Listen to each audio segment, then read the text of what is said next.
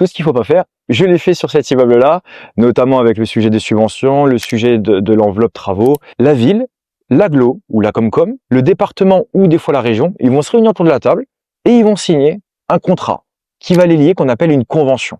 Et dans cette convention-là, ils vont prioriser en disant, nous, on veut maximiser les subs si essentiellement si ils nous mettent tel type de loyer en place, ou s'ils font un T3 ou plus qu'un T2. Ces règles du jeu sont incluses dans des conventions, et ces conventions-là, il y a différentes étapes de convention. Il y a le PIG, programme d'intérêt général, il y a l'OPA, qu'on appelle OPAH, l'opération programmée pour l'amélioration de l'habitat, et l'OPA-RU, exactement le même sigle de base, mais RU, c'est renouvellement urbain.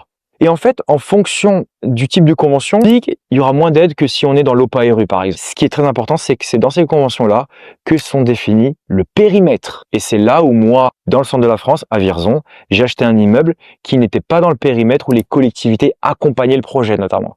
Donc, j'ai déjà perdu de l'argent sans avoir vérifié cet élément-là en amont. Alors,